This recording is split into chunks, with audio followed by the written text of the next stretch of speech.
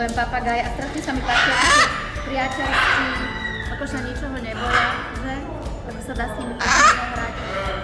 Dokonca aj môj malý dvojročný vnúk si to tu perfektne užil, takže dobre, páči sa mi, ďakujem.